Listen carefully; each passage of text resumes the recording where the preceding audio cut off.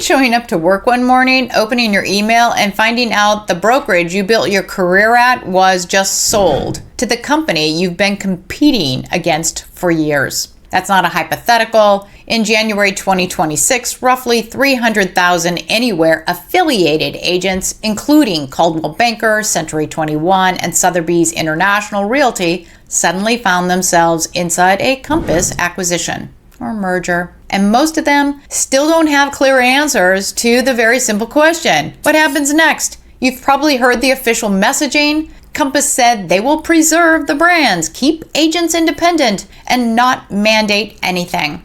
And that's true. They did say all of that publicly. But within weeks of the deal closing, layoffs began, cost-cutting targets increased, and the top 2 executives at Anywhere exited. So the real question isn't what was promised. The real question is what's actually happening? Because this isn't just a brand change. It's a balance sheet event. And when you understand the financial structure behind this deal, you start to understand what is likely to come next. In this video, I'm going to walk you through what Compass committed to publicly, what has already happened since the merger closed, the questions that still don't have answers, and the financial reality that explains all of it. So let's get to it. I'm Carrie Hill, lawyer turned realtor and co-founder of eXp sponsor team Smart Agent Alliance. Smart Agent Alliance is a sponsor team inside eXp Realty. We built our practice around helping experienced agents evaluate brokerage decisions with the same rigor they bring to a real estate transaction. Not hype, not pressure, just honest structural analysis. Our centralized agent portal gives agents the tools and transparency to make informed decisions on their own timeline. What Compass said publicly. Let's start with what is actually on the record. Compass CEO Robert Reffkin issued a public letter when the deal closed on January 9th, 2026. Here is what he specifically committed to. On brand preservation. The brands, Coldwell Banker, Century 21, ERA, Sotheby's International Realty, Corcoran, Christie's, Better Homes and Garden, and others will be preserved for both company-owned and affiliate partners. On agent independence, affiliates will continue to have the same independence they have always had. Affiliates remain fully in charge of how they run their businesses. Affiliates will continue to determine their own data policies. Each agent's data belongs to them. Compass will not contact their clients directly. On Compass-specific tools, there will be no mandates or policies requiring anyone to use Compass private exclusives. So those are real public commitments. They are on the record and they matter. But let's look at what's happened after that ink dried. What has happened since the merger closed? Within weeks of closing, 3 concrete developments emerged that agents inside these brands need to understand. The layoffs. A notice filed with the New Jersey Department of Labor confirms Compass plans to cut 110 jobs in Madison, the former headquarters of Anywhere Real Estate. Those layoffs are tied to the January 9 closing date and are running through August 2026. This is not a rumor, it is a formal regulatory filing. The synergy targets. On Compass's February earnings call, CFO Scott Wallers reported that approximately $175 million in cost synergies had already been actioned, primarily through headcount reductions and vendor consolidation within roughly 7 weeks of the close. Management also raised the first year synergy target from $150 million to $250 million with a 3-year goal of $400 million in savings. That is a meaningful number. It has to be sourced from somewhere inside the combined organization. The leadership exits. Both Anywhere CEO and Anywhere CTO exited the company in the weeks following the merger close. When the 2 most senior executives at the acquired company both leave within weeks of a deal closing, that's worth paying attention to, regardless of what the official statements say. None of these developments violates the public commitments Compass made, but they do paint a picture of rapid, significant integration that agents inside these brands are navigating right now often without direct communication from leadership about what is coming next. The questions that still have no public answers. This is where the practical uncertainty lives. Coldwell Banker agent Kara Amir became one of the most visible voices raising these questions publicly, and she articulated exactly what agents inside these brands are trying to work out. On agent economics, will Compass compensation structures extend to Anywhere agents? Will fees increase? Will agents be required to pay for tools and services they didn't previously pay for? Will new independent contractor agreements need to be signed? On brokerage structure, will any brands be consolidated, renamed, or spun off over time? Will cost-cutting lead to closure or consolidation of physical offices? What happens to the relocation business and broker-to-broker referral networks that legacy brands have built? On technology, Compass has said publicly that its technology platform will be made available to company-owned brokerages and affiliates. Industry observers widely expect some level of migration or integration, especially on the company-owned side.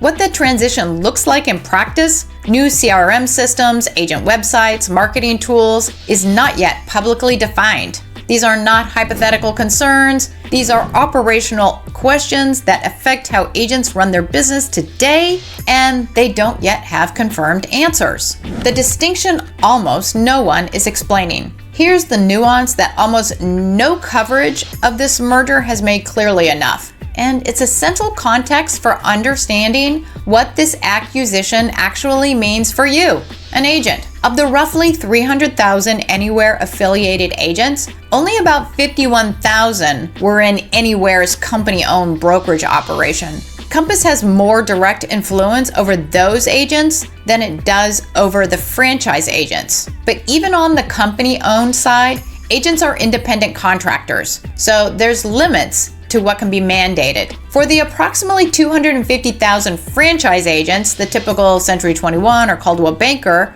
franchise location owner, the situation is structurally different. Their franchise agreement is with the brand, not directly with Compass. Their day-to-day business is run by their franchise owner, not by Compass Corporate.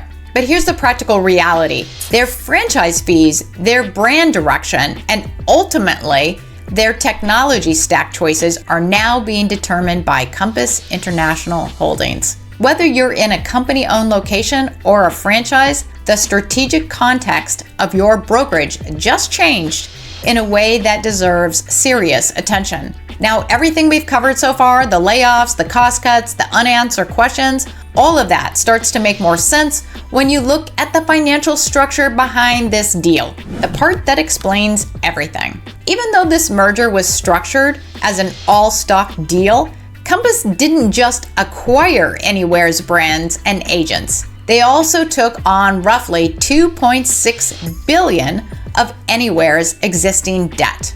On top of that, they raised close to $1 billion in additional financing tied to the transaction. So when you step back and look at the full picture, this is a company that has not yet even achieved consistent profitability, and it's now carrying significantly more financial obligations after this merger. And the response to that started immediately. Compass has already actioned roughly $175 million in cost savings that I mentioned before within weeks of this closing, primarily through workforce reductions, eliminating overlapping corporate roles, and consolidating vendors and contracts across the two companies. In other words, this isn't coming from small efficiencies. It's coming from removing duplicate people, systems, and infrastructure.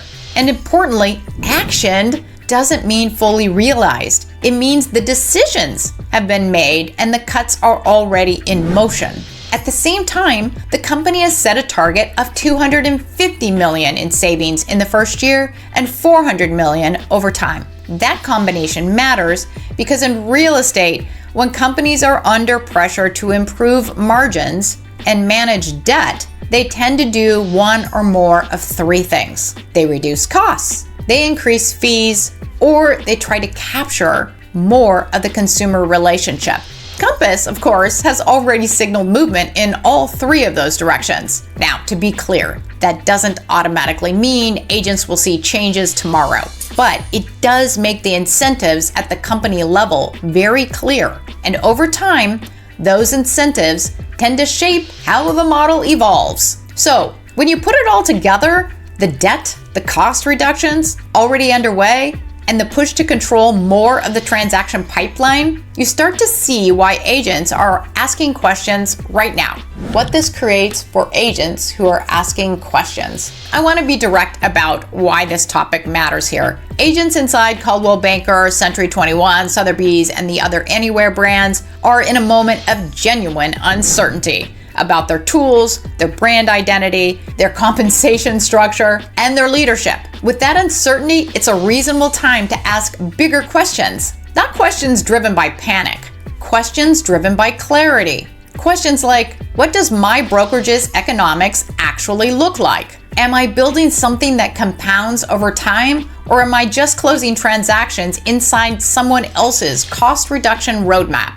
Is there a model that gives me more structural visibility and long-term alignment? Those are the kind of questions that Smart Agent Alliance was built to help agents think through, not with pressure, not with urgency, just with accurate information and a framework for evaluating what actually fits your goals at your stage of business. If you are an agent inside one of Anywhere's brands and you're watching this, I would genuinely like to know what the questions are that are at the top of your mind. Drop your brand in the comments, like where you are and what your questions are, and we will look to address that in future videos. And if you want to understand what a model built around agent economics and long-term alignment actually looks like, the link to our inside look is in the description. You can explore it on your own, no conversation required. And if you're asking yourself whether your brokerage still fits whether you are headed, that's exactly where this next video is about. It's called Signs Your Brokerage No Longer Fits Your Goals, and it'll help you think through the question clearly. Or if you want to go straight to the structural side, how EXP's commission split actually works, that video is here too. And if this video was the least bit helpful, please subscribe so you don't miss our analysis as this story continues to develop. This story is definitely still unfolding, and we're keeping track of it. Thank you for watching, and have a great day.